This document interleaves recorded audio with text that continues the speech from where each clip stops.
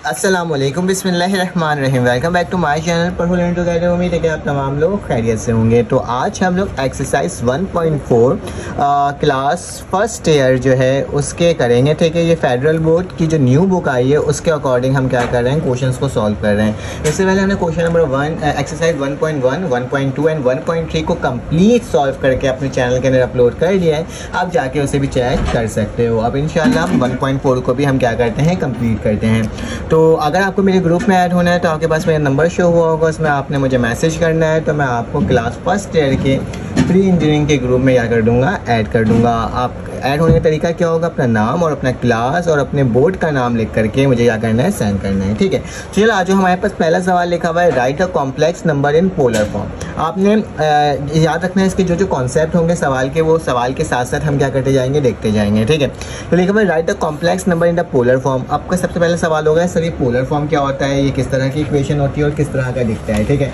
तो चलो आ जाए इसके बारे में पहले डिस्कस कर लेते हैं और फिर बताता हूँ। ठीक है, याद रखना है स्टूडेंट, आपके पास इस तरह की जो इक्वेशन होती है इसको हम बोलते हैं रेक्टेंगुलर फॉर्म। क्या, अगर मेरे पास लिखा हुआ नहीं है z बराबर है किसके, 2 + 2√3 आयोटा। ठीक है, जिसमें इस तरह से फॉर्म लिखा हुआ, वैल्यूज लिखी हुई हो, तो उस फॉर्म को हम कहते हैं स्टूडेंट रेक्टेंगुलर फॉर्म। क्या कहते हैं, रेक्टेंगुलर फॉर्म। ठीक है, ये रेक्टेंगुलर फॉर्म मतलब लिखने का अंदाज की बात की जा रही है। ठीक है, उसके साथ साथ अगर मेरे पास यहाँ पर यही चीज़ इस तरह से लिखा हुआ हो, जैसे हमने कॉम्प्लेक्स नंबर सीखा था कि लिखते हैं x + y आयोटा या फिर a + b आयोटा। ठीक है, a + b आयोटा, ये दोनों फॉर्म को हम क्या कहते हैं, एक हम कॉम्प्लेक्स नंबर कहते हैं और दूसरा हम कहते हैं कार्टेशियन फॉर्म भी कहते हैं। ठीक है, क्या कहते हैं, कार्टेशियन फॉर्म भी हम इसे कहते हैं। ठीक है, तो ये भी हमारे पास क्या होता है, ट्रम होता है। ठीक है, साथ साथ अब इसमें बोला गया है कि सवाल में आपको किस फॉर्म में इसको कन्वर्ट करना है, सारे ट्रम को पोलर फॉर्म में। तो मेरा पोलर फॉर्म को किस तरह से लिखते हैं, पोलर फॉर्म इस तरह का होता है कि z बराबर होता है,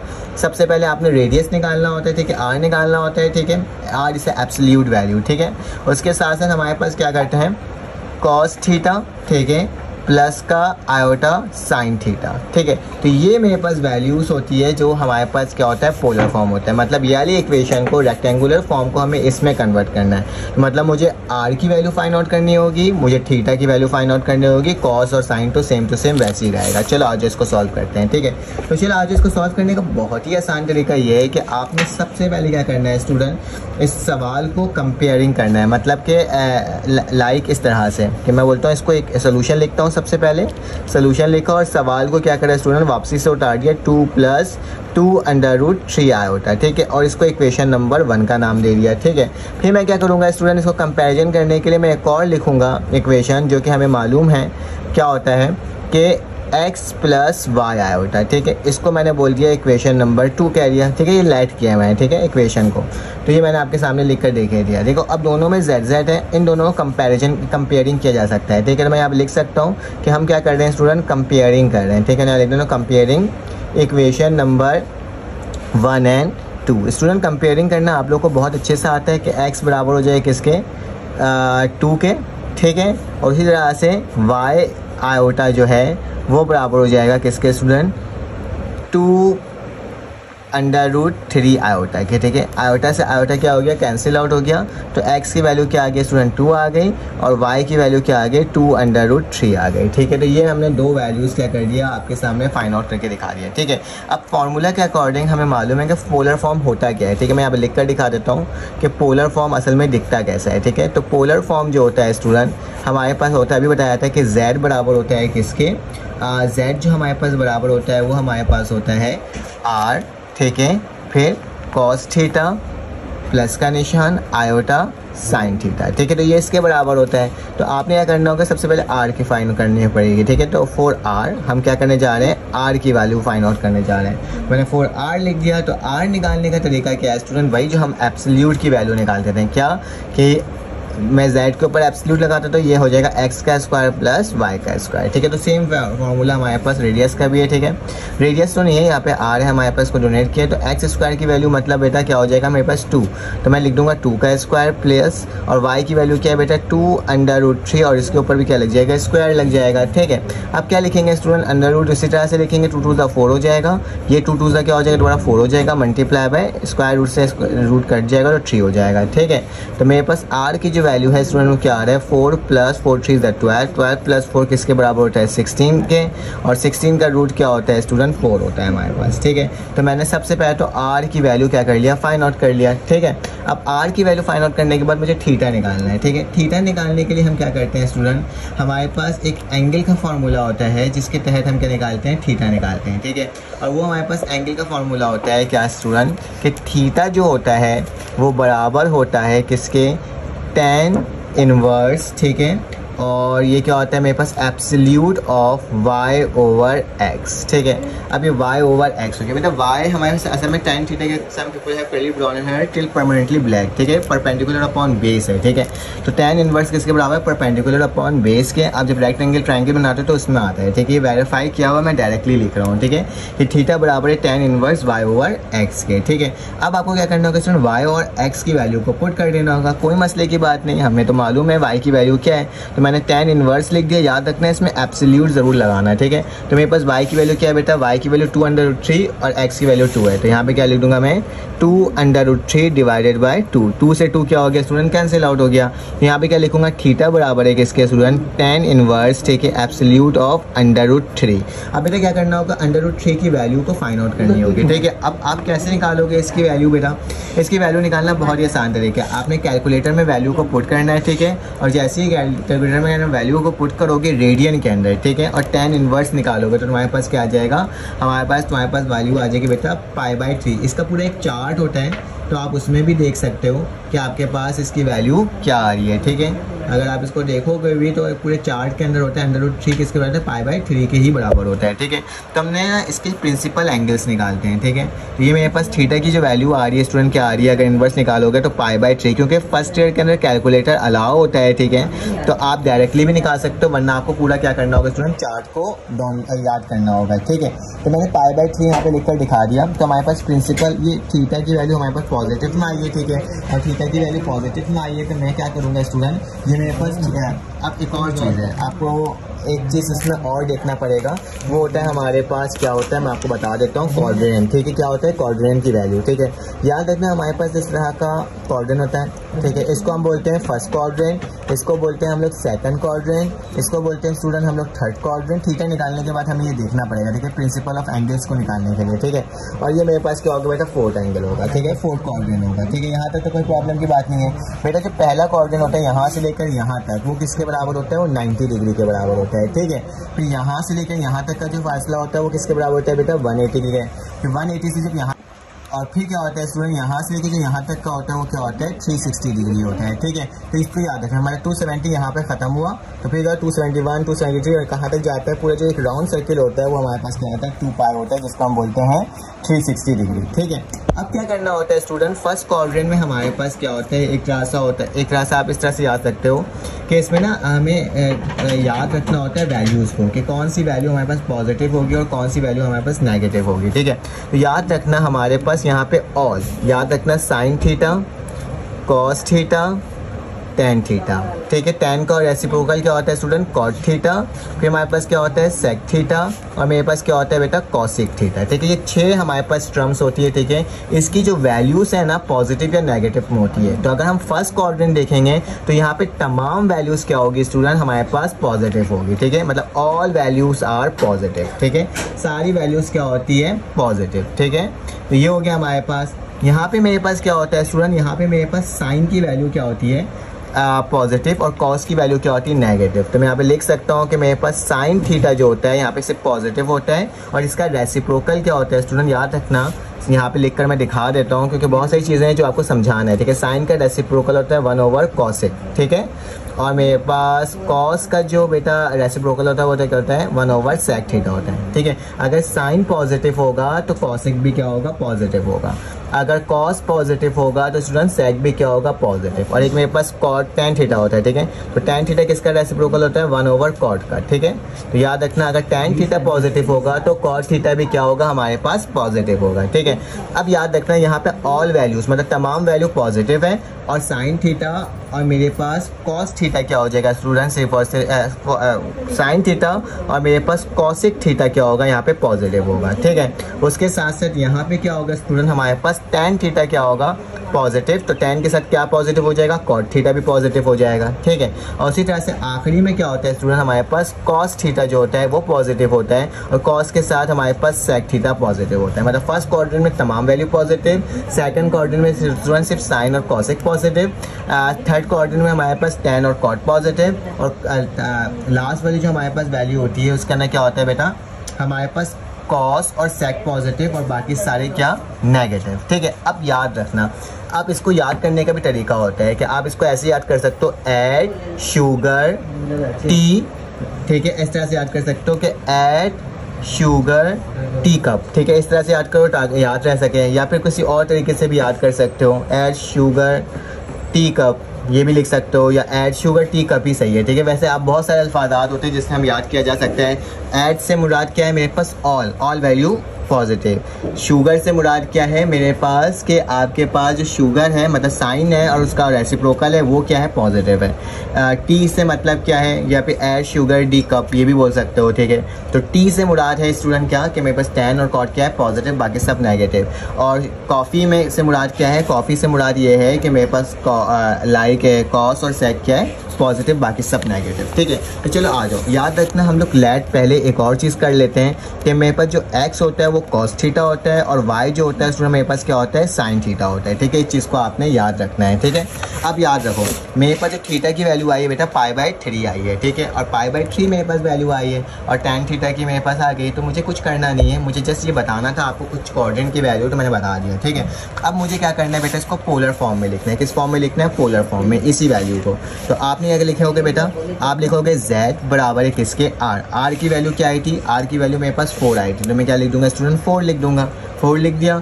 फिर cos लिखूंगा, क्या लिखूंगा, cos, मेरे पास cos क्या है बेटा, cos थीटा की वैल्यू क्या आई है मेरे पास π/3, तो मैं क्या लिख दूंगा, π/3 लिख दूंगा, ठीक है। यहाँ तक कोई प्रॉब्लम की बात नहीं है स्टूडेंट, तो मैंने क्या लिख दिया, π/3 लिख दिया। याद रखना जब भी हम cos और ये तमाम वैल्यूज़ लिखते हैं ना, तो हमें क्या करना होता है, हमें ना इसके साथ आपको क्या करना होता है, आपको पीरियड की वैल्यूज़ की भी लिखनी होती है, ठीक है। जब पूरा एक पीरियड मुकम्मल होता है तो वो किसके बराबर होता है स्टूडेंट, वो बराबर होता है 2k पाई के, ठीक है। तो याद रखना ये बार बार हमें लिखना होगा 2k pi, pi is any integers number, ठीक है। पाई की जो k की वैल्यू है कोई भी इंटीजर नंबर है। याद रखना पूरा पीरियड पूरा होगा तो आपने 2k पाई को लिखना लाजमी है। फिर प्लस का निशान, फिर क्या लिखा हुआ है बेटा, आयोटा, तो मैं आयोटा लिखूंगा, फिर मैं साइन लिखूंगा, साइन की जगह क्या आ जाएगा, π/3 आ जाएगा, और आखिर में प्लस लगा के क्या लिख दूंगा दोबारा से 2k पाई, ठीक है। तो ये मेरे पास क्या हो गया स्टूडेंट, आंसर हो गया, जिसको मुझे क्या करना था, फाइंड आउट करना था। तो इस तरीके से आप इसको क्या कर सकते हो, आंसर बोल सकते हो। तो ये हमारे पास क्या हो गया, आंसर।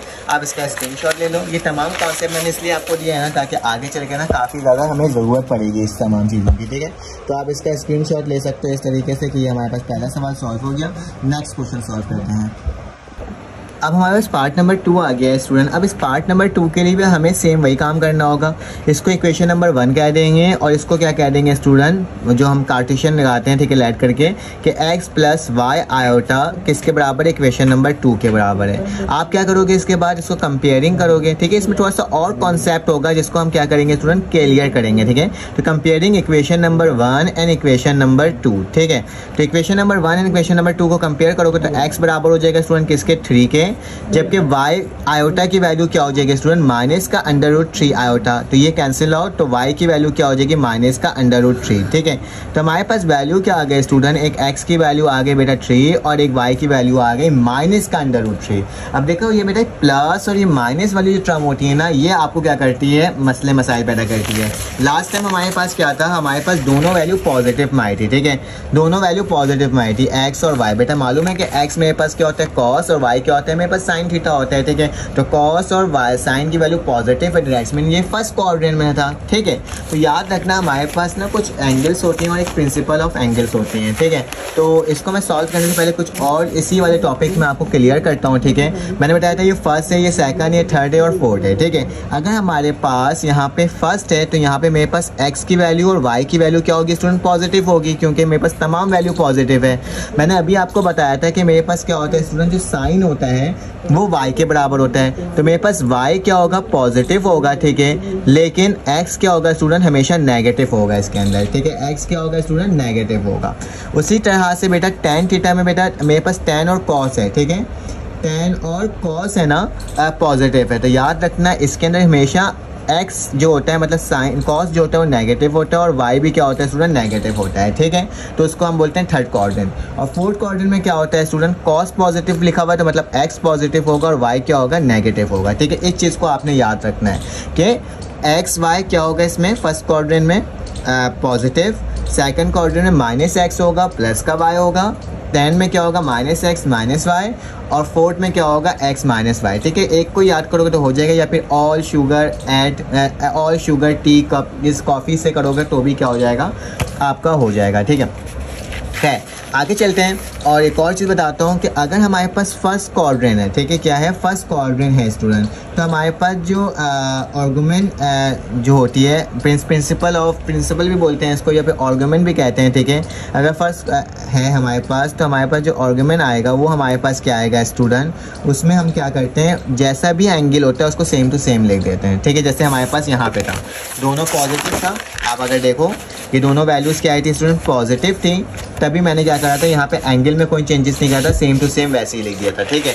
लेकिन अगर बाय चांस आपके पास क्या आ जाता है स्टूडेंट, आपके पास सेकंड कोऑर्डिनेट आ जाता है और एक दो वैल्यूज़ चेंज हो जाती है, ठीक है, तो आप क्या करते हो इसमें, आप इसमें ये करते हो कि आपके पास जो होता है इसके अंदर आपने क्या करना होता है कि आपने पाई को माइनस करवा देना होता है थीटा से, जो भी वैल्यू आएगी थीटा की उसको पाई से क्या करवा दोगे माइनस करवा दोगे, ठीक है। अगर थर्ड क्वाड्रेंट होगा तो उसके अंदर क्या होगा स्टूडेंट आर्गुमेंट में हमारे पास कि थर्ड क्वाड्रेंट में क्या होता है कि हम लोग माइनस पाई को प्लस करवा देते हैं क्या थीटा के साथ, ठीक है, माइनस पाई को प्लस करवा दें थीटा से।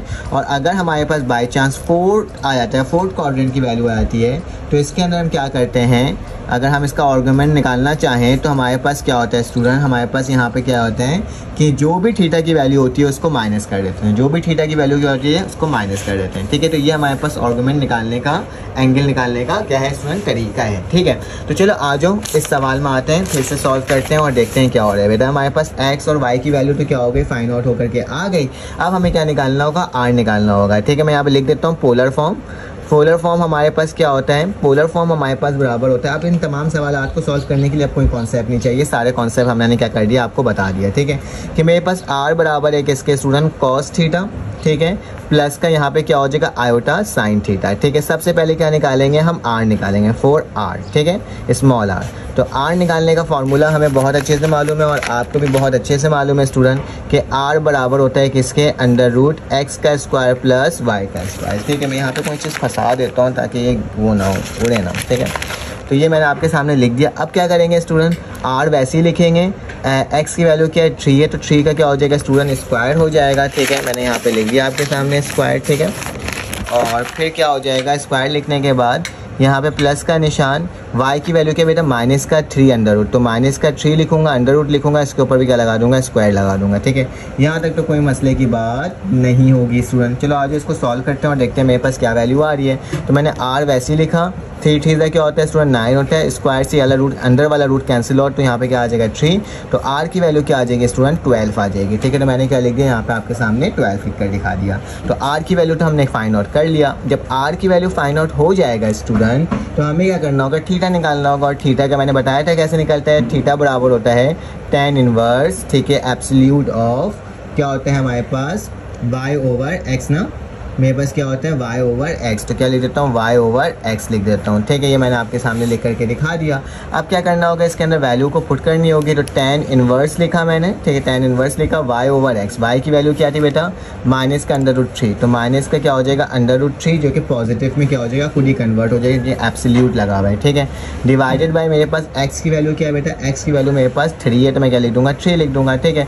क्योंकि ये एब्सोल्यूट लगा हुआ है तो एब्सोल्यूट का मतलब ही ये होता है कि आपके पास जो भी वैल्यू होगी वो पॉजिटिव में होगी, ठीक है। तो मैं अंडर रूट 3 ओवर 3 लगा दूंगा। बेटा इसको जब कैलकुलेटर में सॉल्व करके रेडियन में अपलोड करके, ठीक है, रेडियन में चेंज करने के बाद तो इसकी वैल्यू स्टूडेंट आएगी tan इनवर्स की जो वैल्यू आएगी वो क्या आएगी π/6 आएगी, ठीक है।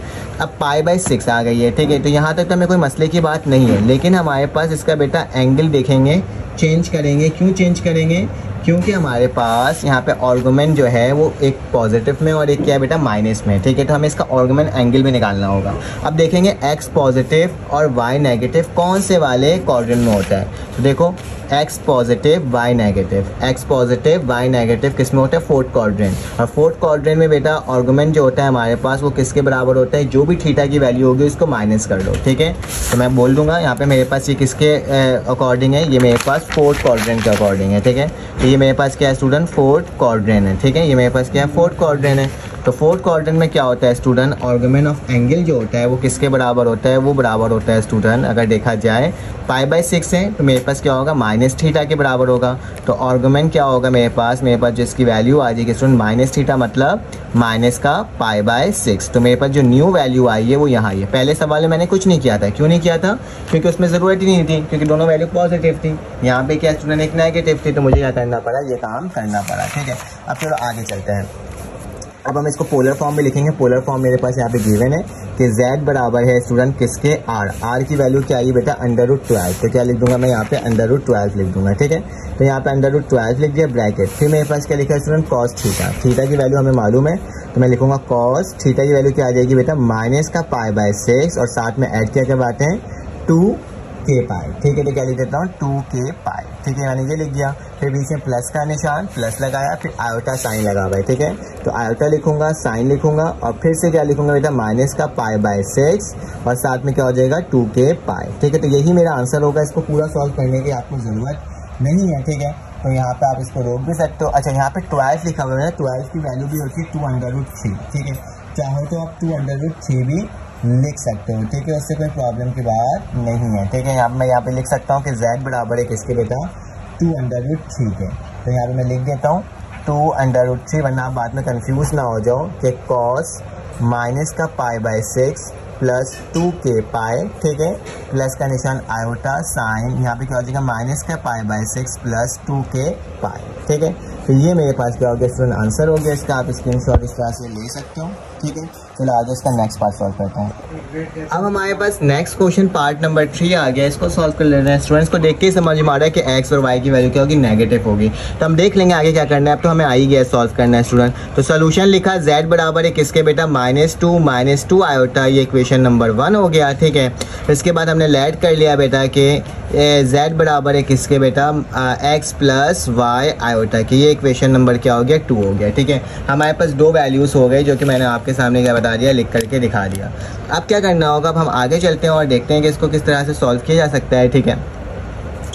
तो अब हम इन्हें कंपेयरिंग करेंगे लास्ट। अब तो आपको समझ में भी आएगा करना क्या है। हर दफ़ा हम जो काम कर रहे हैं वही काम कर रहे हैं। Comparing equation number 1 and equation number 2, ठीक है। Equation number 1 and equation number 2 को कंपेयर किस तरह से किया जा सकता है, ये देख लेते हैं कि मेरे पास क्या होगा। हमें सबसे पहले x की वैल्यू निकालेंगे, तो x बराबर हो जाएगा किसके स्टूडेंट, -2 के, जबकि y की वैल्यू डायरेक्टली निकाल लेता हूँ कि किससे बराबर हो जाएगा बेटा, -2 के, ठीक है। दोनों की वैल्यू बेटा -2 और -2 आ गई है, ठीक है।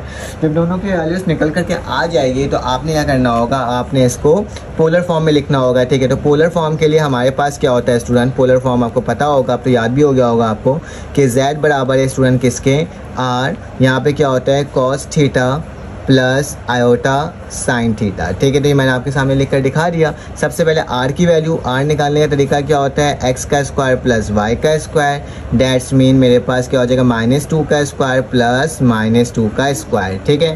तो यहाँ पे r की वैल्यू क्या हो जाएगी मेरे पास, 2 2 ज़ा 4, ठीक है। तो यहाँ पे लिख देता हूँ 2 2 ज़ा 4 और 2 2 ज़ा 4, ठीक है। तो मेरे पास r जो है वो स्टूडेंट किसके बराबर आ गया, वो मेरे पास बराबर आ गया 8 रूट के। बेटा इसका एलसीएम लोगे तो तुम्हारे पास जो इसकी वैल्यू है ना वो आपके पास आ जाएगी, क्या आ जाएगी मैं बता देता हूँ, 2√2, ठीक है। जब इसका एलसीएम लोगे तो 2 का पेयर बन रहा होगा और 1 का पेयर नहीं बन रहा होगा, तो एक पेयर बाहर निकल जाएगा और 1 की वैल्यू आ जाएगी, ठीक है। अब थीटा निकालना है। थीटा हमें मालूम है कि tan इनवर्स होता है, ठीक है। और यहाँ पे क्या होता है मेरे पास tan थीटा बराबर होता है tan इनवर्स y/x, ठीक है। तो ये मैंने आपके सामने लिख करके दिखा दिया, ठीक है, कोई मसले की बात नहीं है। तो थीटा की जो वैल्यू है स्टूडेंट tan इनवर्स लिखूंगा, ठीक है।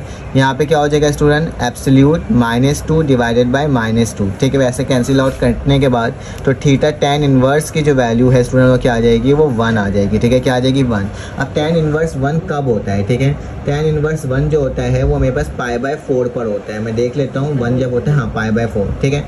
तो मेरे पास क्या आती है स्टूडेंट, इसकी वैल्यू π/4 आती है, ठीक है। तो मैंने आपके सामने लिख करके दिखा दिया π/4। अब देखना होगा कि मेरे पास इसकी वैल्यू वाकई में π/4 लिखना है या फिर उसके अकॉर्डिंग लिखना है। तो लिखा हुआ बेटा x की वैल्यू नेगेटिव, y की वैल्यू नेगेटिव। तो x की वैल्यू नेगेटिव और y की वैल्यू नेगेटिव कहाँ होती है बेटा, x की वैल्यू नेगेटिव, y की वैल्यू नेगेटिव थर्ड क्वाड्रेंट में होती है। और थर्ड क्वाड्रेंट में हम क्या करते हैं, आर्गुमेंट में -π+θ करते हैं। तो चलो देख लेते हैं क्या वैल्यू आती है, ठीक है। तो यहाँ पे मेंशन कर दूंगा कि ये मेरे पास जो वैल्यू आई है वो थर्ड क्वाड्रेंट में, ठीक है। किसमें, थर्ड क्वाड्रेंट। तो थर्ड क्वाड्रेंट की वैल्यू है। और थर्ड क्वाड्रेंट में बेटा आर्गुमेंट जो होता है हमारे पास वो क्या होता है, आर्गुमेंट जो होता है वो बराबर होता है, ठीक है, किसके, वो बराबर होता है -π + θ, ठीक है, -π और +θ। तो मैं यहाँ पे दोबारा से निकालूंगा आर्गुमेंट ऑफ एंगल किसके बराबर, -π, तो वैसे उतर जाएगा, ठीक है, प्लस का थीटा मतलब π/4। तो क्या लिख दूंगा, π/4 लिख दूंगा, 4 1 ज़ा 4। तो यहाँ पे क्या आ जाएगा स्टूडेंट, यहाँ पे जो वैल्यू आएगी वो क्या आएगी, -4π प्लस का पाई और डिवाइडेड बाय पाई, ठीक है, 4। तो बेटा 4 में से पाई जाएगा तो कितना बचेगा, आर्गुमेंट मेरे पास जो आ जाएगा वो बेटा मेरे पास वैल्यू क्या आएगी, -3π डिवाइडेड बाय 4। तो ये मेरे पास एंगल न्यू बन करके आई है, जिसके अकॉर्डिंग मुझे क्या करना है, अपने पोलर फॉर्म को लिखना है, ठीक है। तो मुझे क्या करना है, इसी के ही अकॉर्डिंग अपने पोलर फॉर्म को क्या करना होगा स्टूडेंट, लिखना होगा। चलो आ जाओ पोलर फॉर्म को लिखते हैं। हमें मालूम है पोलर फॉर्म हमारे पास ये गिवन है, तो यहाँ पे लिख लेते हैं बहुत ही आसान तरीके से, बल्कि मैं नीचे ही लिखता हूँ वरना ये आंसर आपको समझ नहीं आएगा, ठीक है। तो मेरे पास पोलर फॉर्म में आंसर कैसे आएगा बेटा कि z बराबर है किसके, सबसे पहले r की वैल्यू क्या आई है 2√2। तो मैं क्या लिख दूंगा 2√2 लिख दूंगा यहाँ पे। तो यहाँ पे लिख दूंगा 2√2, ठीक है, ब्रैकेट लगाऊंगा, फिर क्या लिखूंगा स्टूडेंट cos, ठीक है। तो मेरे पास cos लिखा आएगा यहाँ पे, cos की जगह क्या आ जाएगा माइनस का π/4, ठीक है, और प्लस का क्या हो जाएगा 2k पाई, ठीक है, फिर प्लस का निशान आयोटा साइन, ठीक है, और फिर क्या हो जाएगा माइनस का 3π/4 और प्लस का क्या लिख दूंगा 2k पाई, ठीक है। तो यही मेरा आंसर होगा और इसी को हमने क्या कर लिया, सॉल्व कर लिया। थोड़ा सा इस तरह से मैंने लिखा है इसका, लेकिन खैर यही आंसर होगा, ठीक है। इसको सिस के फॉर्म में भी लिखा जा सकता है, CIS, तो उस तरह से भी लिख सकते हो, उससे कोई मसले की बात नहीं है, ऐसे भी लिखोगे तो भी आंसर करेक्ट है। अब हमारे पास पार्ट नंबर 4 आ गया स्टूडेंट। पार्ट नंबर 4 को देख करके आपको मुश्किल लग रहा होगा स्टूडेंट, लेकिन ये बिल्कुल भी मुश्किल नहीं है। हमने इससे बहुत खतरनाक और बहुत ही मुश्किल वाले सवाल सॉल्व पहले ही कर चुके हैं, ठीक है, पिछले एक्सरसाइजेस में। तो चलो आज इसको सॉल्व करते हैं, कोई मसले की बात नहीं है। पहले इसको हम लोग क्या बताएंगे बेटा, रेक्टेंगुलर फॉर्म में इसको कन्वर्ट करेंगे, ठीक है। तो सबसे पहले जो सवाल लिखा वो सवाल को मैं वापसी उतार देता हूँ, ठीक है। मैंने आपके सामने क्या कर दिया, जो भी सवाल लिखा हुआ था cos π/3 और प्लस का आयोटा साइन π/3, मैंने यह कर दिया, इसको उतार दिया, ठीक है। सबसे पहले आपको टेबल के अंदर या फिर कैलकुलेटर के अंदर कैलकुलेटर को चेंज करना है रेडियन में और वहाँ जाके लिखना है π/3, ठीक है। नीचे नीचे पाई का ऑप्शन होता है, उसमें लिखोगे तो तुम्हारे पास जो वैल्यू है स्टूडेंट वो क्या आ जाएगी, या फिर आपके बुक के अंदर टेबल बना हुआ होगा उसमें भी देख सकते हो, ठीक है। तो cos π/3 की जो वैल्यू है स्टूडेंट वो मेरे पास क्या आती है, वो मेरे पास आती है स्टूडेंट किसके, 1/2 के। तो मैं क्या लिख दूंगा इसके नीचे 1/2। तो मैंने क्या लिख दिया 1/2 लिख दिया, कोई मसले की बात नहीं। प्लस आयोटा वैसे लिखा, साइन π/2 जो बराबर होता है स्टूडेंट वो किसके बराबर होता है, √3/2। तो क्या लिख देता हूँ, √3/2 लिख देता हूँ, ठीक है। डिनोमिनेटर में दोनों की वैल्यू सेम है तो इसको एक दफ़ा लिख सकता हूँ ना स्टूडेंट। तो मैंने क्या करा 1 लिखा प्लस आयोटा √3 लिखा और नीचे क्या लिख दिया 2 लिख दिया, ठीक है। यहाँ तक तो कोई प्रॉब्लम की बात नहीं होगी स्टूडेंट। उसके बाद क्या करेंगे, आगे चलते हैं बेटा। ये 2 ऊपर जाके मल्टीप्लाई हो जाएगा तो मेरे पास क्या हो जाएगा 2 × आयोटा -1, ठीक है, डिवाइडेड बाय क्या हो जाएगा 1 प्लस आयोटा √3। बेटा 2 को भी मल्टीप्लाई कर दो तो मेरे पास क्या हो जाएगा यहाँ पे 2 आयोटा -2, ठीक है, डिवाइडेड बाय क्या हो जाएगा 1 प्लस आयोटा √3। आपको मालूम होगा स्टूडेंट कि हमारे पास कभी भी नीचे आयोटा वाली टर्म नहीं होनी चाहिए, तो हम लोग क्या करते हैं रैशनलाइजेशन करते हैं। तो मैं रैशनलाइजेशन करूँगा कि 1 माइनस में प्लस में दोनों माइनस लिख दिया, iota √3 divided bye 1 minus iota √3। बेटा नीचे फार्मूला लगता है हमेशा और ऊपर वाली टर्म क्या होती है एक दूसरे से मल्टीप्लाई हो जाती है। तो क्या करूँगा ऊपर वाली टर्म को 2 आयोटा को मल्टीप्लाई करूँगा किससे 1 माइनस आयोटा √3 से, ठीक है। तो मैंने यहाँ पे आपके सामने लिख दिया। फिर माइनस के 2 को बेटा मल्टीप्लाई करूँगा किससे 1 माइनस आयोटा √3 से, ठीक है। डिवाइडेड बाय क्या हो जाएगा, नीचे फार्मूला लगेगा a² - b² वाला, यहाँ पे मेंशन कर देना कि a² - b² बराबर होता है a + b और a - b। बेटा प्लस में लिखा हुआ है माइनस में लिखा हुआ है तो इसको क्या करूँगा मैं 1 के ऊपर स्क्वायर माइनस √3 आयोटा के ऊपर होल स्क्वायर, ठीक है। तो ए स्क्वायर माइनस बी स्क्वायर का फार्मूला लेंगे। जब भी रैशनलाइजेशन करते हैं तो नीचे फार्मूला लाजमी लगाते हैं, ठीक है। चलो आज फार्मूला इसको सॉल्व करते हैं। 2 आयोटा 1 सा क्या होता है स्टूडेंट, 2 आयोटा ही होता है। फिर आयोटा इसको मल्टीप्लाई करोगे तो क्या हो जाएगा 2 प्लस माइनस माइनस, ठीक है। फिर अंडर√3 लग जाएगा और आयोटा को आयोटा से करोगे तो आयोटा का क्या आ जाएगा, स्क्वायर आ जाएगा, ठीक है। तो ये मैंने आपके सामने लिख करके दिखा दिया। अब क्या करना होगा, माइनस का 2 लिखा हुआ है, -2 1 सा -2 होता है, माइनस माइनस प्लस होता है और ये क्या हो जाएगा 2 अंडर√3 और आयोटा, ठीक है। तो मैंने आपके सामने लिख कर दिखा दिया। अब क्या करना होगा स्टूडेंट, यहाँ पर मैं 1 का स्क्वायर लेना है तो 1 आएगा, माइनस का निशान। अगर मैं आयोटा का स्क्वायर लूँगा तो स्टूडेंट क्या आ जाएगा, आयोटा का स्क्वायर आ जाएगा और अंडर√3 से 3 कटेगा तो मेरे पास क्या बचेगा, सिर्फ और सिर्फ 3 बचेगा, ठीक है। तो मैंने क्या लग दिया यहाँ पे 3 को आपके सामने ही लिख करके दिखा दिया। अब क्या करना होगा, इसको मज़ीद सॉल्व करना होगा स्टूडेंट। यहाँ पे लिख देता हूँ 2 आयोटा, आयोटा का स्क्वायर -1 के बराबर होता है, ठीक है। तो 2 अंडर√3 यहाँ पे भी क्या आ जाएगा, माइनस का 1 आ जाएगा, माइनस का 2 प्लस 2 अंडर√3 आयोटा आ जाएगा, ठीक है। और डिवाइडेड बाई क्या आ जाएगा स्टूडेंट, 1 माइनस आयोटा का स्क्वायर -1 के बराबर होता है जो कि मल्टीप्लाई हो रहा है किसके साथ, 3 के साथ हो रहा है, ठीक है। तो सिंपल कैलकुलेशन ही कर रहे हैं हम लोग, कोई दूसरे काम नहीं कर रहे हैं, बस नॉर्मल तरीके से इसको सॉल्व करते चले जा रहे हैं, ठीक है। अब आगे चलते हैं और इसको देखते हैं स्टूडेंट क्या होगा। 2 आयोटा वैसे ही लिख दिया, माइनस माइनस क्या होता है, प्लस होता है और 1 को किसी से मल्टीप्लाई करो प्लस का 1 अंडर√3 आ जाएगा, ठीक है। यहाँ तक कोई प्रॉब्लम नहीं है। फिर उसके बाद स्टूडेंट माइनस का 2 लिखेंगे और प्लस का क्या आ जाएगा 2 अंडर√3 आयोटा आ जाएगा, ठीक है। अब जो हमारे पास नॉर्मल टर्म होगी उसको नॉर्मल के साथ लिख देंगे और जो मेरे पास वाई टर्म होगी उसको उसके साथ लिख देंगे, ठीक है। तो बेटा इस वाई टर्म को एक साथ लिखते हैं, इसको वहाँ लेके जाके लिख देते हैं, ठीक है। दोनों साथ साथ लिखा जाएगा ना तो ज़्यादा बेहतर होगा। और नीचे क्या हो जाएगा मेरे पास, अब क्या करेंगे स्टूडेंट, 1 को वैसे ही लिख देंगे, ठीक है। तो मैंने 1 को वैसे ही लिख दिया, माइनस माइनस प्लस होता है और प्लस का क्या हो जाएगा 3 हो जाएगा, ठीक है। अगर ऊपर से स्टूडेंट 2 को कॉमन ले लें क्योंकि सब जगह 2 आ रहे हैं तो 2 को कॉमन ले लेते हैं। तो 2 अगर कॉमन आ जाए तो क्या बचेगा स्टूडेंट, आयोटा, यहाँ पे क्या बचेगा प्लस का अंडर√3, ठीक है। फिर इसके बाद क्या बचेगा माइनस का 1 और प्लस का अंडर√3 आयोटा, ठीक है, क्योंकि 2 मैंने कॉमन ले लिया और 4 प्लस 1 प्लस 3 किसके बराबर था, 4 के। तो 2 1 2 2 2 क्या हो जाएगा स्टूडेंट, 4 हो जाएगा, ठीक है। तो ये तो हमने कर लिया। अब क्या करेंगे, अब इसको सॉल्व करने की कोशिश करते हैं, ठीक है, कि हम इसको किस तरीके से लिख सकते हैं, ठीक है। स्टूडेंट यहाँ देखो रियल नंबर मेरे पास ये है और इमेजिनरी नंबर मेरे पास ये है, ठीक है। तो मैं क्या करता हूँ, रियल नंबर को रियल के साथ लिखता हूँ, इमेजिनरी को इमेजिनरी के साथ लिखता हूँ। तो मेरे पास क्या हो जाएगा अंडर√3 -1 और फिर क्या लिखा है बेटा प्लस का आयोटा है, ठीक है। तो प्लस का आयोटा प्लस का अंडर√3 आयोटा, ठीक है। और डिवाइडेड बाय क्या हो जाएगा स्टूडेंट 2 हो जाएगा, ठीक है। तो ये मैंने आपके सामने क्या कर दिया, लिख करके दिखा दिया। अब क्या करना होगा, आप इसको मजीद सॉल्व करके लिखना होगा इस तरीके से कि अगर मैं इसमें से आयोटा को कॉमन निकाल दूँ, ठीक है। तो आयोटा तो कॉमन निकल सकता है, तो मैं यहाँ पर लिखता हूँ स्टूडेंट आपके लोगों के लिए कि 3 - 1 और नीचे 2 था बेटा तो मैं 2 को अलहदा करके लिख रहा हूँ, ठीक है। अंडर√3 है, ठीक है, नीचे 2 अलहदा करके लिख दिया, ठीक है। उसके बाद इसमें प्लस का निशान लगाया, ठीक है, और इसमें से आयोटा कॉमन ले रहा हूँ। क्या कॉमन ले रहा हूँ, आयोटा। तो क्या बचेगा स्टूडेंट 1 प्लस अंडर√3 और बाहर क्या आ जाएगा आयोटा और डिवाइडेड बाय क्या आ जाएगा 2 आ जाएगा, ठीक है। तो ये मेरे पास वैल्यूज निकल करके आ गई। अब इसमें से मुझे x की वैल्यू r की वैल्यू निकालनी है, ठीक है। पोलर फॉर्म, पोलर फॉर्म आपको मालूम है क्या होता है कि पोलर फॉर्म हमारे पास बराबर होता है स्टूडेंट किसके, कि z बराबर होता है r, यहाँ पे लिखा मैंने क्या cos theta plus iota sine theta, ठीक है। ये मैंने आपके सामने लिख कर दिखा दिया। r की वैल्यू निकालना है तो r निकालना बहुत आसान है, मैं यहाँ पे लिखूंगा तो थोड़ा सा मसला हो जाएगा, तो मैं काम करता हूँ न्यू पेज में लिखता हूँ, ठीक है, ताकि आपको भी यहाँ क्या है समझ में आए, ठीक है। तो स्टूडेंट हमारे पास क्या हो जाएगा, r निकालने का तरीका क्या होगा, मैं लिखूंगा यहाँ पर सबसे पहले मुझे मालूम है रूट लगाना होता है, तो मैंने रूट लगा दिया। x की वैल्यू है तो x की वैल्यू ये होगी, y की वैल्यू ये होगी पूरी। तो x की वैल्यू क्या आ रही है बेटा मेरे पास अंडर√3 -1, ठीक है, नीचे 2 और उसका क्या हो जाएगा होल स्क्वायर प्लस y की वैल्यू क्या आ रही है बेटा 1 प्लस अंडर√3 डिवाइडेड बाय 2 और उसका भी होल स्क्वायर, ठीक है। तो ये मैंने आपके सामने लिख करके क्या कर दिया स्टूडेंट, दिखा दिया। अब क्या करना होगा, इसकी वैल्यू को निकालना होगा, ठीक है। अब वैल्यू को किस तरह से फाइंड आउट कर सकते हो, पूरा कैलकुलेशन आपको क्या करना होगा, इसको सॉल्व करना होगा। कैसे बेटा, यही टर्म मेरे पास फॉर्मूला में ओपन होगा, ठीक है, और ये 2 2 4, ये 2 2 क्या हो जाएगा 4 हो जाएगा। तो ये वाली टर्म फार्मूला में होगी इस तरीके से, गौर से देखना, मैं फिर से दिखाता हूँ आपको कि इसको इस तरह से आपने लिखना होगा। अब तो पीछे वाले का काम ख़त्म ही हो गया है, ठीक है, इसको मैं और बड़ा कर लेता हूँ।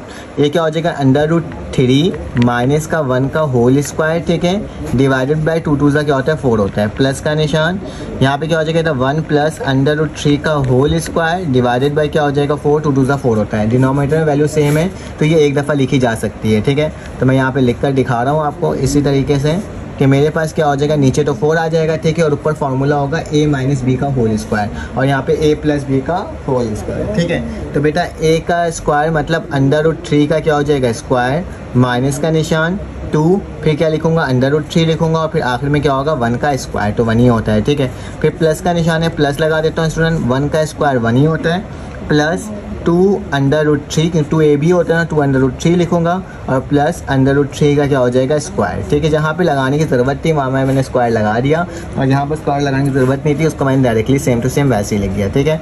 अब स्टूडेंट देखते हैं हमारे पास क्या वैल्यू आ रही है, ये वैल्यू कैंसिल आउट, ठीक है, और इससे ये रूट कैंसिल आउट, तो क्या बचे बेटा 3 बच रहा है, माइनस का 2 अंडर रूट 3 प्लस का 1 फिर प्लस का 2 अंडर रूट 3 और फिर प्लस का ही स्टूडेंट क्या 3, तो माइनस और प्लस क्या हो गया स्टूडेंट कैंसिल आउट हो गया और नीचे क्या आ गया मेरे पास 4 आ गया, ठीक है। बेटा ये 3 लिखा हुआ है, ये 1 लिखा हुआ है, ये 1 लिखा हुआ है, तो 3 5 हो जाएगा 6 7 8, तो हमारे पास क्या आ रहा है स्टूडेंट 8 आ रहा है, ठीक है। तो r की वैल्यू क्या आ जाएगी स्टूडेंट मेरे पास 8/4, 4 1 ज़ा 4 4 2 ज़ा 8, तो मेरे पास क्या वैल्यू आ गई स्टूडेंट, इतना सॉल्व करा और क्या वैल्यू आई है, रूट की वैल्यू 2 आई है, ठीक है। अब हमें क्या करना होगा स्टूडेंट, अब हमें थीटा की वैल्यू निकालनी होगी, ठीक है। तो थीटा निकालने के लिए हमें क्या लिखना होता है, tan इनवर्स, ठीक है, एब्सोल्यूट ऑफ y/x, ठीक है। तो ये मैंने आपके सामने लिख कर दिखा दिया। y की वैल्यू क्या है बेटा देख लेते हैं, अब इसमें पता क्या चलेगा कि y की वैल्यू क्या है बेटा, x और y ये है और x मेरे पास ये है, ठीक है। तो मुझे क्या करना होगा, यहाँ पर उसी की ही वैल्यू को फाइंड आउट करके लिखना होगा, ठीक है। चलो आके लिख लेते हैं कि मैंने क्या करना है बेटा, यहाँ पे आपके सामने सबसे पहले y लिखना है, ठीक है। तो थीटा मैंने लिखा, थीटा लिखने के बाद क्या करूँगा, देखा जाए तो थीटा लिखने के बाद मैं यहाँ पे tan इनवर्स लिखूँगा, ठीक है, एब्सोल्यूट लगाऊंगा, y की वैल्यू क्या है बेटा, दूसरी वाली वैल्यू y की होती है, तो यहाँ पे क्या लिख दूँगा बेटा 1 plus under root 3 divided by 2, ये y की वैल्यू, और x की वैल्यू क्या है बेटा 3 अंडर रूट माइनस का 1 डिवाइडेड बाय 2, ठीक है। तो ये मेरे पास क्या हो गया बेटा, मेरे पास नेक्स्ट वैल्यू हो गई, ठीक है। तो ये मैंने आपके सामने लिख दिया बेटा, ये 2 से 2 क्या हो गया कैंसिल आउट, तो मेरे पास क्या वैल्यू आ रही है, मेरे पास जो वैल्यू है वो स्टूडेंट थीटा की आ रही है कि tan इनवर्स जो है वो बराबर है किसके, 1 plus under root 3 divided by under root 3 minus का 1, ठीक है। तो ये मैंने आपके सामने लिख कर क्या कर दिया, दिखा दिया। अब स्टूडेंट इसको जब आप सॉल्व करोगे कैलकुलेटर के अंदर पूरी वैल्यूज़ को पुट करोगे तो तुम्हारे पास जो स्टूडेंट वैल्यू आएगी ना वो आएगी आई थिंक लाइक ये आएगी, ठीक है। आप थीटा की वैल्यू को पुट करोगे तो तुम्हारे पास जो वैल्यू आएगी 5 अंडर रूट 5 पाई बाय 12, ठीक है। तो ये वैल्यू आएगी, रीजन में चेंज करना कैलकुलेटर को और उसके अंदर वैल्यू को पुट करना, तो ये मेरे पास वैल्यू आएगी। अब देखेंगे कौन से क्वाड्रेंट में लाई करता है, तो देख लेते हैं स्टूडेंट, क्योंकि हमें आर्गुमेंट भी निकालना होता है। देखो दोनों वैल्यू क्या आ रही है, x और y की, अगर x की वैल्यू देखा जाए तो ये भी पॉजिटिव और y की वैल्यू देखा जाए तो ये भी पॉजिटिव, और दोनों पॉजिटिव कौन से क्वाड्रेंट में होता है, अगर मैं आपको दिखा दूँ कि जब हमारे पास दोनों वैल्यू पॉजिटिव होती है तो मेरे पास क्या होता है स्टूडेंट, फर्स्ट क्वाड्रेंट होता है और first quadrant as it is same to same होता जाता है। तो थीटा की वैल्यू जो होगी स्टूडेंट वो मेरे पास क्या होगी, as it is same to same ही होगी, ठीक है, क्योंकि ये मेरे पास क्या है फर्स्ट क्वाड्रेंट से बिलोंग करता है, ठीक है।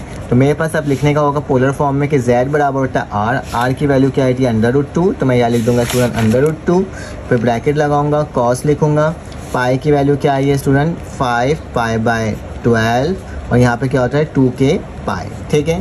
फिर प्लस का निशान आयोटा साइन और यहाँ पे क्या आ जाएगा स्टूडेंट 5 पाई बाय 12 और प्लस का 2k पाई, ठीक है। तो ये हमारा क्या हो गया स्टूडेंट, आंसर हो गया जिसको हमने कर लिया सॉल्व। इसका स्क्रीनशॉट लेना है तो स्टूडेंट इस तरीके से इसका स्क्रीनशॉट लिया जा सकता है, ठीक है। एक ये वाला पार्ट है हमारे पास पूरा, ठीक है, और एक पार्ट मेरे पास ये वैल्यू निकली है, ठीक है। तो ये दोनों पार्ट्स हैं जिसको मैंने सॉल्व करके आपको बता दिया। चलो आ जाओ नेक्स्ट वैल्यू को सॉल्व करते हैं।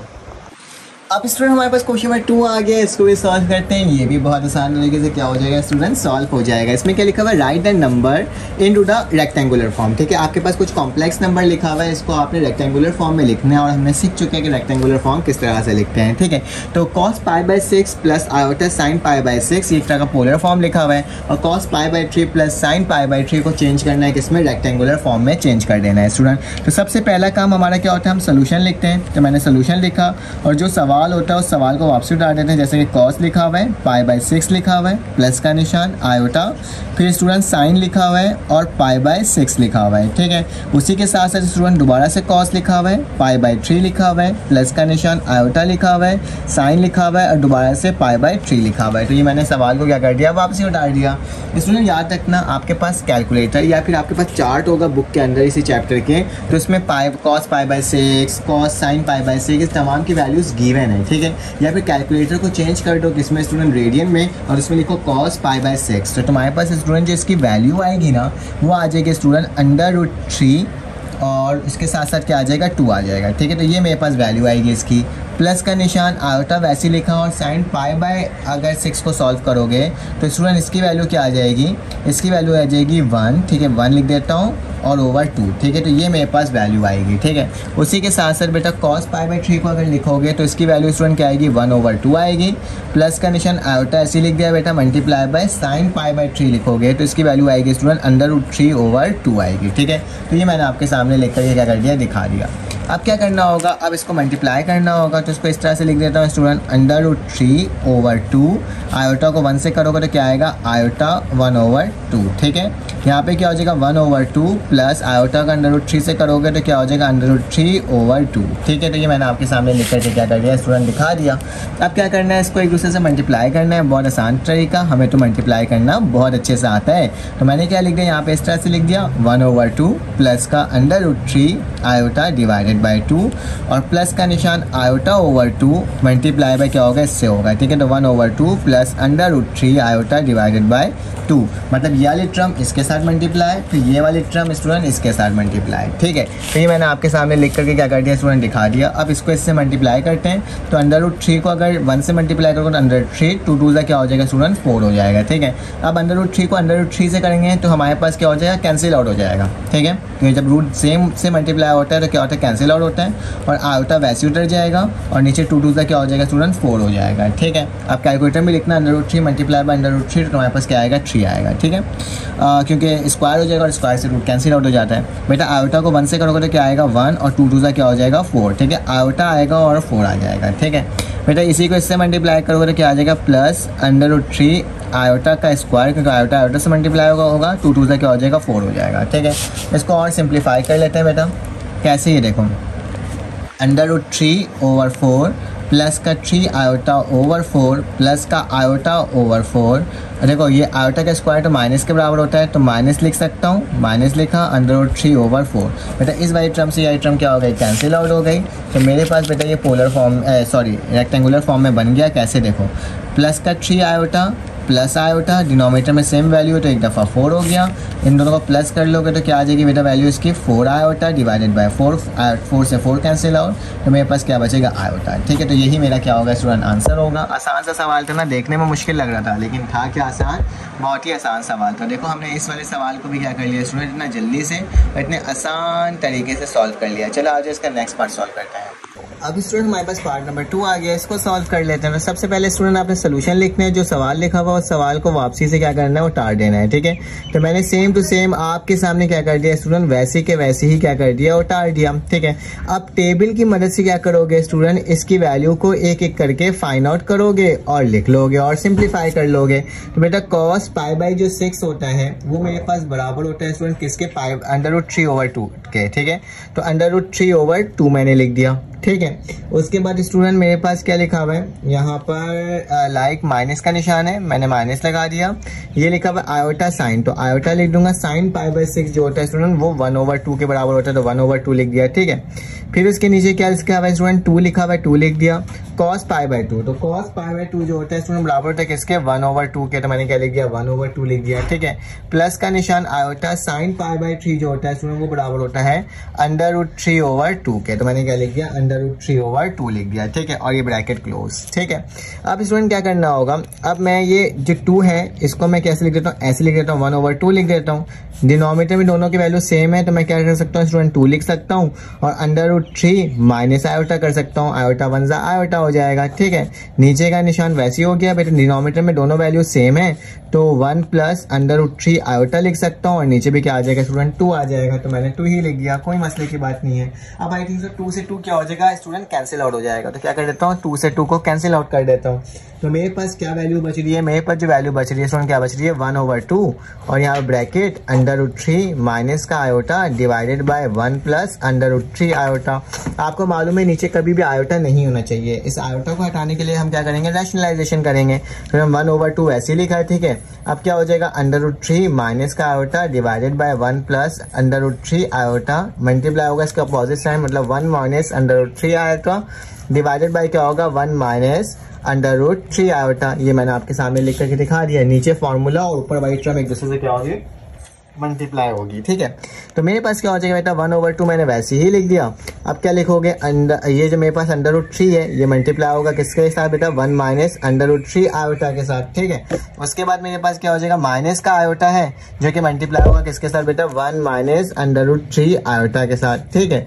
उसके बाद मेरे पास नीचे क्या आ जाएगा, फॉर्मूला लग जाएगा a माइनस बी का whole a² minus b square, तो a² माइनस √3 आयोटा का b स्क्वायर, ठीक है। तो ये मैंने फॉर्मूला लगा दिया, ठीक है। अब क्या करोगे बेटा, 1/2 वैसे ही लिखोगे, √3 को इससे मल्टीप्लाई करोगे तो √3 आएगा, फिर √3 को इससे मल्टीप्लाई करोगे तो माइनस का √3 से √3 कटेगा तो 3 आयोटा बचेगा, ठीक है। अब आयोटा को 1 से करोगे तो क्या आएगा, माइनस का आयोटा ही आएगा, ठीक है। माइनस माइनस प्लस हो जाएगा, √3 आयोटा के ऊपर क्या लग जाएगा, स्क्वायर लग जाएगा, ठीक है। और यहाँ पे क्या हो जाएगा स्टूडेंट, 1 का स्क्वायर 1 होता है, स्क्वायर रूट से स्क्वायर रूट कैंसिल आउट, तो माइनस का 3 और यहाँ पे क्या हो जाएगा आयोटा का स्क्वायर, क्योंकि आयोटा के साथ भी क्या लगा हुआ है, स्क्वायर लगा हुआ है, ठीक है। अब स्टूडेंट क्या करते हैं, आगे चलते हैं और थोड़ा सा और सॉल्व करने की कोशिश करते हैं। तो मेरे पास क्या आ जाएगा, 1/2 मैंने वैसे ही लिख दिया, √3 वैसे ही लिख दिया, माइनस का 3 आयोटा, माइनस का आयोटा वैसे ही लिख दिया, कोई चेंजेस इसमें नहीं किया। बेटा आयोटा का स्क्वायर क्या होता है, माइनस होता है, तो -1 होता है, तो मैंने -1 लिख दिया, जो मल्टीप्लाई होकर यही आएगा, 1 माइनस 3 और आयोटा का स्क्वायर -1 के बराबर होता है। बेटा प्लस का माइनस कैंसिल आउट, तो मेरे पास क्या बच रहा है, 1/2, यहाँ क्या बच रहा है, -3 माइनस आयोटा तो क्या होता है, माइनस के 4 आयोटा, माइनस माइनस प्लस, 1 + 3 किसके बराबर होता है, 4 के, ठीक है। 4 से 4 कैंसिल आउट, तो मेरे पास क्या बच रहा है स्टूडेंट, 1 को आयोटा से मल्टीप्लाई करोगे तो माइनस का आयोटा डिवाइडेड बाय 2 को 1 से मल्टीप्लाई करो 2, तो -1 माइनस आयोटा ओवर 2। तो ये मेरे पास क्या होगा स्टूडेंट, आंसर होगा, और हमने इसको भी सॉल्व कर लिया। स्टूडेंट अगर आपको मेरी वीडियो अच्छी लगी हो तो प्लीज चैनल को लाइक और सब्सक्राइब करो। इसके बाकी पार्ट्स को इंशाल्लाह नेक्स्ट पार्ट में क्या करेंगे, सॉल्व करेंगे। जब तक के लिए अपना ख्याल रखें, अपने ख्याल रखें, दुआओं में याद रखें। अल्लाह हाफिज़।